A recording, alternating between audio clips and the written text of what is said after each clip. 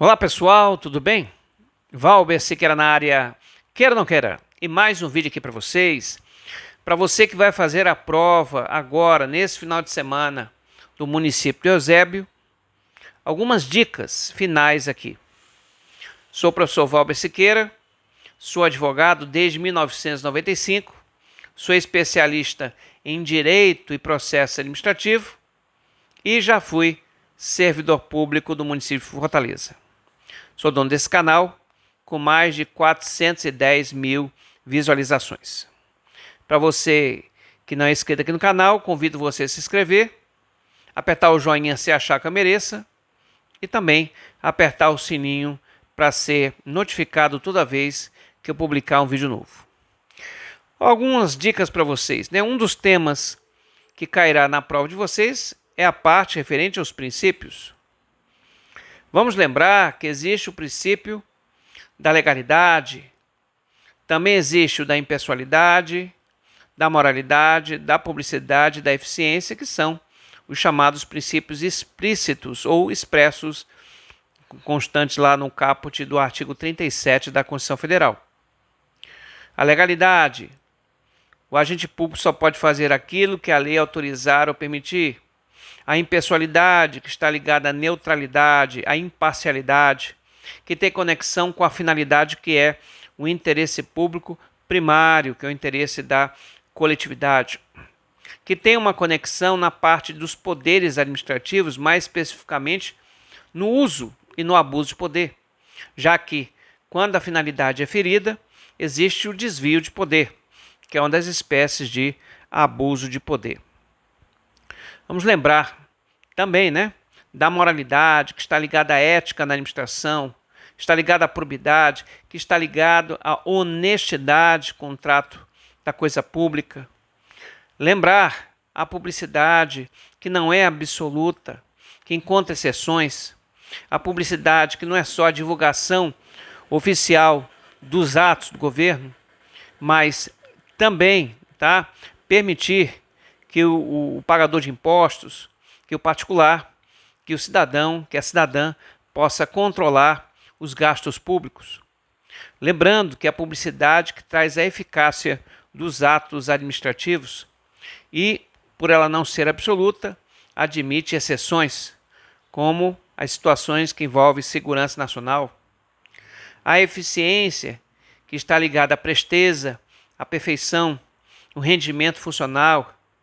A eficiência, que está ligada, à administração pública gerencial, a qualidade na prestação do serviço. A eficiência que surgiu com a emenda constitucional número 19 de 1998. Princípios explícitos: não existe hierarquia entre eles. E antes da promulgação da Constituição de 88, existiam 3 princípios explícitos: a legalidade, a impessoalidade e a publicidade. Existem também os implícitos ou tácitos. 2 desses princípios são os mais importantes: a supremacia do interesse público sobre o interesse privado e a indisponibilidade desse mesmo interesse. Esses 2 princípios são também considerados as chamadas pedras de toque do direito administrativo. Mas nós temos também a autotutela ou sindicabilidade, que permite que a administração pública possa anular os seus atos quando ilegais e ilegítimos, ou revogá-los quando inconvenientes e inoportunos. Súmula 473 do Supremo Tribunal Federal: a presunção de legitimidade e veracidade dos atos administrativos, que é uma presunção relativa. Você também tem a continuidade da prestação do serviço, O serviço público não pode sofrer paralisação, a não ser em algumas situações excepcionais. O controle judicial dos atos administrativos: o Poder Judiciário jamais poderá revogar atos de outro poder. Enfim, você tem vários princípios considerados explícitos. Você também terá na prova lá a questão dos poderes administrativos ou instrumentais, o vinculado, o discricionário, Você tem o hierárquico, o disciplinar, o normativo ou regulamentar e o famoso poder de polícia, Talvez o mais importante, o poder de polícia, que é discricionário, que é auto-executório, que é coercitivo. O poder de polícia, que ou é a polícia administrativa ou é a polícia judiciária. O poder de polícia, que autoriza a administração pública a cobrar taxas, né, do cidadão na concessão dos seus alvarás, das licenças e das autorizações, tá? Outro ponto que eu destaquei aqui, que você deve tomar muito cuidado na sua prova, é a parte referente aos órgãos públicos. Veja interessante, nesta prova que será feita aí pela Consulpan, ela não fala em administração pública como um todo, ela destaca os órgãos que são centros de competência, que são despersonalizados, que fazem parte tanto da administração direta como na indireta, que são frutos do fenômeno da desconcentração. Os órgãos que só podem ser criados e extintos por lei, tá? Não pode criar um órgão, por exemplo, por decreto. Esse órgão que é regido pela teoria do órgão, que explica o funcionamento deste órgão, e a chamada imputação volitiva, tá? Tome bastante cuidado, tá? Lembrando, as secretarias, os ministérios, a prefeitura, são exemplos de órgãos, as delegacias, as coordenadorias, superintendências, enfim. Outro ponto também que você vai encontrar na sua prova, a questão dos atos administrativos, que são manifestação unilateral de vontade da administração pública ou de quem o represente. O ato administrativo que está baseado na supremacia do interesse público sobre o interesse privado. Ato administrativo como a certidão, como atestados, como multas de trânsito, como a demissão e tantos outros, né? Os atos administrativos, gente, que podem ser anulados por ilegais ou ilegítimos ou revogados quando inconveniente e inoportunos, tá? O ato administrativo que tem atributos, é o PAIT, né? Presunção de legitimidade e veracidade do ato, auto-executoriedade, imperatividade, tipicidade e a exigibilidade. Lembrando que, e aí vem uma dica, né? Começou por vogal, não está presente em todos os atos administrativos. A auto-executoriedade, por exemplo, começa por vogal. Ela não está presente em todos os atos administrativos, porque a cobrança da dívida ativa necessita de ordem judicial. Mas também tem os elementos, o COFIFOMOB, né? Competência, finalidade, forma, motivo e objeto, sendo que a competência, a finalidade e a forma são sempre de natureza vinculada. O motivo e o objeto normalmente têm caráter discricionário, mas também podem ser vinculados, tá? A competência que está ligada às atribuições para o desempenho do ato administrativo, tá? É aí que você pode verificar, por exemplo, o excesso de poder.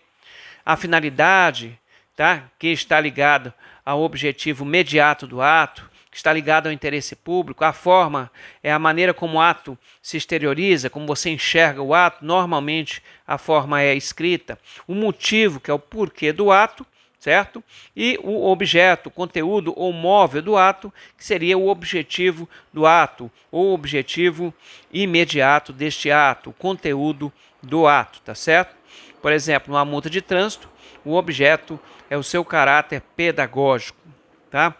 Ato administrativo, que é um assunto bastante interessante para vocês. Lembrando que alguns vícios do ato administrativo podem ser convalidados, podem ser consertados, segundo o artigo 55 da Lei 9784/99. A convalidação ou saneamento permite que a administração pública, e somente ela, possa convalidar defeitos de atos considerados anuláveis, tá? Se o defeito for anulável, pode ser, portanto, convalidado, pode ser, portanto, consertado. Atos nulos não podem ser convalidados, tá?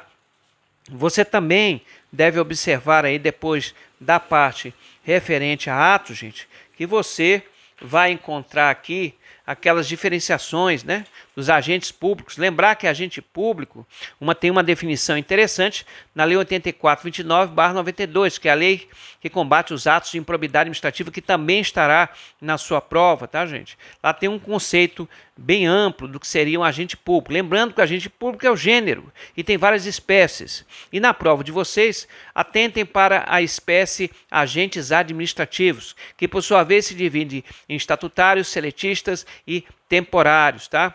Principal característica lá do estatutário, desde que efetivo, é a estabilidade. A estabilidade somente advém com aprovação em concurso público e depois de todo o período de estágio probatório. Lembrando que o seletista e o temporário não dispõem deste mecanismo da estabilidade. O temporário, que assina contrato, e o contrato é por tempo determinado. O seletista, que assina carteira, né, que recebe salário, que tem FGTS. Todos esses pontos são importantes para você no seu concurso. E, aliás, eu falei aqui, a lei de improbidade, né? Lembrar que agora só existe atos de improbidade que sejam dolosos, e o dolo tem que ser específico, não pode ser mais o dolo genérico. Acaba a improbidade de natureza culposa. Os atos de improbidade que estão no artigo 9º, 10 e 11, o 9º, enriquecimento ilícito, tá? O 10, prejuízo erário, e o 11, atenta contra os princípios da administração pública. Lembrando que o artigo 11, tá? O rol é taxativo e os outros, o rol meramente exemplificativos, que as punições que estão estabelecidas no artigo 12 da lei, tá, só podem ser aplicadas após o trânsito julgado da sentença condenatória, tá bom? E lembrar que com relação a punições, foram retirados aí das punições a perda da função pública e a suspensão dos direitos políticos para quem ferir o artigo 11, ou seja, quem atentar contra os princípios da administração pública. Pessoa jurídica também pratica improbidade administrativa. E o particular, ele só pratica improbidade se ele estiver em conluio com um agente público, tá? Qualquer pessoa pode representar contra atos de improbidade, mas se fizer uma representação de má-fé, sabendo que a pessoa que ele está denunciando ali é inocente, aí o feitiço vira contra o feiticeiro e ele pode também ser punido, tá, gente? Lembrando que os atos de improbidade prescrevem em 8 anos, contados a partir do evento, ou, se os atos forem contínuos, quando cessar essa continuidade, tá? E, claro, a licitação, tá, gente? Licitação, Lei 14.103, tá? E de 2021, é a licitação, que é uma competição, que é um procedimento administrativo que só a administração pública pode licitar. A regra é licitar.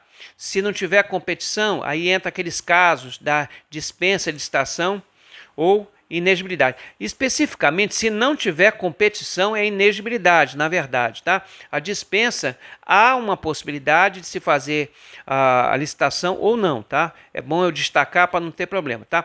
Não havendo competição, aí entra a inexigibilidade, que estão lá no artigo 74 da lei, tá? Que é o famoso FACAS, né? Fornecedor exclusivo, artista consagrado pela crítica ou pela opinião pública, o credenciamento, tá? Você tem também aluguel ou aquisição de imóveis de natureza singular e os serviços técnicos profissionais que são desempenhados aí por profissionais de notória e especialização. A regra é fazer licitação. E essa lei, tá, gente, ela abarca toda a administração pública, seja direta, seja indireta, embora, quando estamos falando de indireta, estamos falando de estatais, a 14.103 não abarca as estatais, porque ela tem uma lei própria, que é a Lei 13.303 de 2016, tá?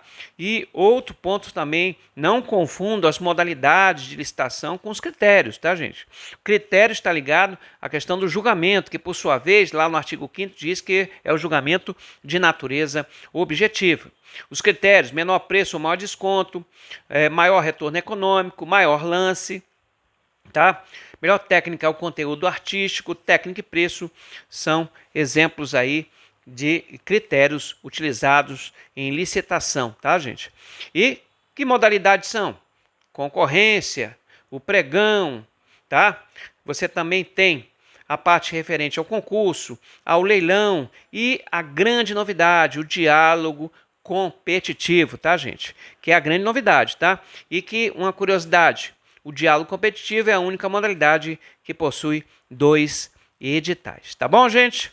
Então, algumas dicas para vocês para este importante concurso da Consulpan, e essas dicas vão servir para outros concursos também, já que a Consulpan segue um padrão. Valeu, pessoal, um abraço e até nosso próximo encontro!